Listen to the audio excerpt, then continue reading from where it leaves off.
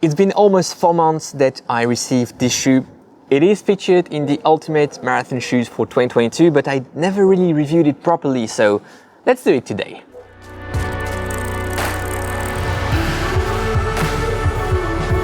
Hey everyone, and welcome back on the channel. My name is Alex, and in today's video we have the Endorphin Pro 3 from Saucony. Again, this shoe arrived here I think in July, so 4 months ago or so. Yeah, 4 months ago.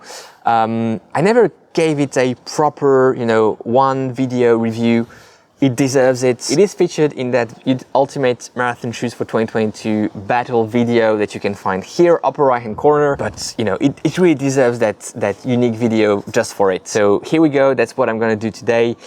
This shoe was sent to us by Running Warehouse, and you can find a link to Running Warehouse in the description. It's an affiliate link, which helps us. So thanks a lot for clicking on them and using them for your purchases. It doesn't add any extra cost for all of you. Let's look at the specs to begin with. 227 grams, which is really light for a shoe in my size US 11 EU45.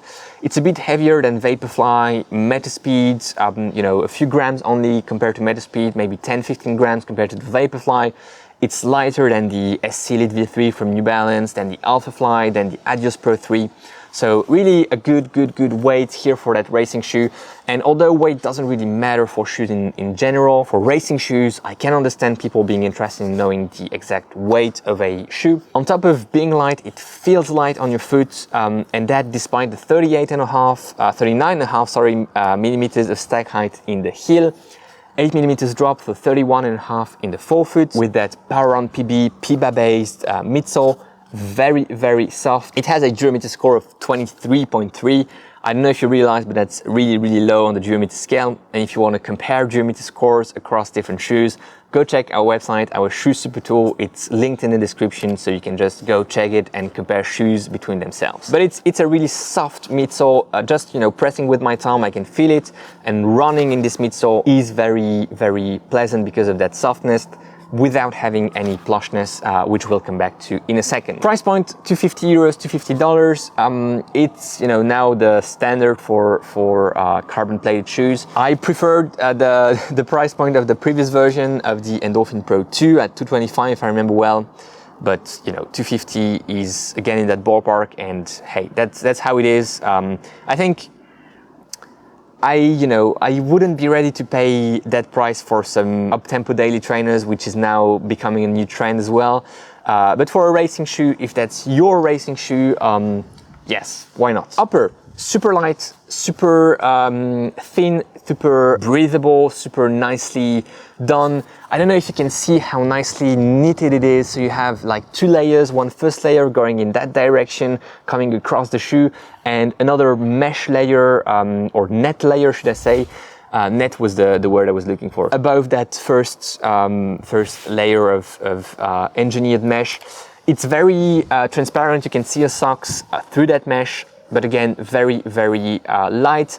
Not a ton of structure, as you can see, so it can fall a bit, crumble a bit on your toes. That is not really helped with the rest of the shoe, which, as you can see, is really pliable. You can really see how light and airy that upper is. The tongue is not padded at all, and that would be my only complaint about the upper. I think the touch of padding would be nice, just a bit, so that you don't feel too much lacing pressure. The laces are on the bad side of things, not some high quality laces in my opinion, but that's how it is, and that's for the upper. I would say that it's a true to size fit, and the lockdown is overall good despite not being great, but I believe that's also because of how lightweight the upper is. You don't have a ton of padding here in the heel area, no bolsters on the sides. Yeah, the lockdown is fine, however, and I wouldn't complain about it. I would just add a bit of padding to the tongue and maybe change the laces for something a bit more straightforward and providing with a better lacing experience. Midsole, and that's where things become very interesting. So PowerRun PB, PBA based midsole, very soft on the durability scale, very soft in terms of ride, without being mushy, without being plush, without being inefficient. This is an efficient shoe, an efficient soft shoe, and you don't find many of these. Many soft shoes are inefficient because you sink in, you bottom out, and you just lose a ton of energy return. You lose a ton of energy and you don't have lots of energy return. Here you have great heel-to-toe transition, and that's thanks to the speed roll technology, which is that geometry providing you here with that rocker. Carbon fiber plates in this shoe for that stability and that extra pop, extra snappiness in the forefoot when you are pushing on that toe-off phase. You can see how stiff that plate is, and you can really imagine how snappy it is here after using that speed roll plate. It's a good job here, Saucony. But again, I think my main point of attention for you in this midsole and ride section is how efficient it is for the softness. The softness to efficiency ratio is second to none in this shoe, I would say. If you like something like the Speed 3, Saucony Endorphin Speed 3, if you like something like the Puma Deviate Nitro Elite, not the Nitro, but Elite, you have the same type of softness, but with a better efficiency and less of energy power loss. Basically, you're consuming less power for that same softness level here in this shoe, which I believe is a great thing. Outsole would be another maybe point of concern on this shoe. It doesn't catch any rocks here despite the hole here.